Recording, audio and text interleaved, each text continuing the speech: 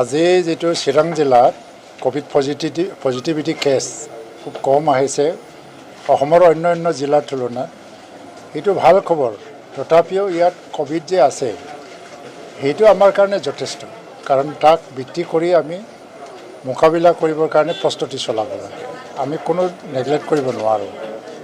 43 গৰাকী ব্যক্তি মৃত্যুবৰণ ঘটিল এইটো ইমান সহজ কথা নহয় তৃতীয় ৱেভৰ কথা আহি আছে যদি আহি যায় তাৰ কাৰণে আমি প্ৰিপেয়াৰ কৰিব লাগে সেইকাৰণে আমি নেগলেক্ট কৰা নাই খুব সিৰিয়াছলি লৈছোঁ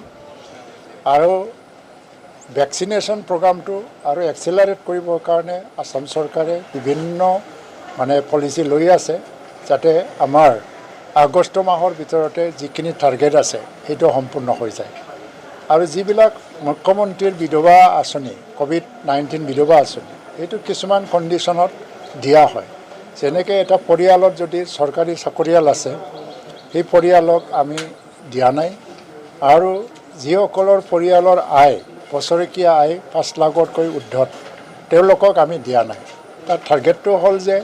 যিসকল মহিলা বিধৱা হ'ল তেওঁলোকে যদি প্ৰকৃততে গৰীব হয় এই গৰীব মহিলাসকলক সহায় কৰাটো মূল সেইকাৰণে 2.5 লাখ টকাৰ এককালীন সাহায্য তেওঁলোকক প্ৰদান কৰা হৈছে আৰু চিৰাং জিলাত 13 গৰাকী বিধৱা মহিলাসকলক আজি আনুষ্ঠানিকভাৱে প্ৰদান কৰা হ'ল তাৰে মাজত যদি এটা দুটা থাকি গৈছে তেওঁলোককো বাদ দিয়া নহ'ব আমি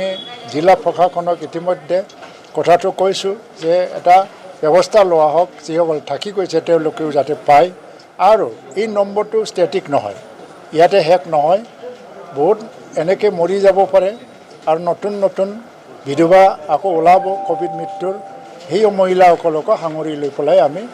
এই আঁচনিৰ জৰিয়তে সহায় কৰিবলৈ আমি হাতত ব্যৱস্থা লৈছোঁ লগতে মুখ্যমন্ত্ৰী শিশু যেটা আঁচনি সেই শিশু আঁচনিৰ অধীনত আজি 3,500 টকাকৈ কোনোবা যদি মাক বাপেক মৰি গ'ল গাৰ্জেন নাই এটা অনাথ হৈ গ'ল ল'ৰা ছোৱালী তেওঁলোকক সহায় কৰিবৰ কাৰণে মাহেকত 3,500 টকাকৈ দিয়াৰ এটা ব্যৱস্থা কৰা হৈছে আৰু তেওঁলোকে যাতে পঢ়া শুনাত কোনো ধৰণৰ অসুবিধা নাপায় তাক লক্ষ্যত ৰাখি পেলাই যাতে শিশু কল্যাণ আশ্ৰম বা তেওঁলোকৰ পঢ়া শুনাৰ ক্ষেত্ৰত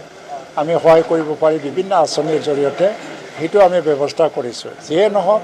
আমি বিচাৰোঁ যে কোভিডত মানুহ মৃত্যু হ'ব নালাগে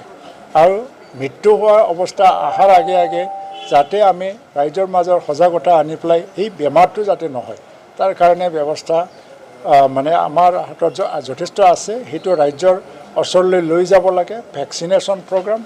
আৰু যিটো এটা ছ'চিয়েল এৱাৰনেছ কোনো চৰকাৰী আঁচনি যিটো জনভাগিদাৰী বুলি কৈ আছে যে জনগণৰ সহায় অবিহনে কোনোদিন সফল নহয় তো চৰকাৰে আঁচনি ল'ব পাৰে কিন্তু জনগণৰ সহায় অবিহনে এইটো সফল নহয় তো আমি এই ক্ষেত্ৰত জনগণৰ ৰাইজৰ পৰা সঁহাৰি বা সহযোগিতা আমি আশা কৰি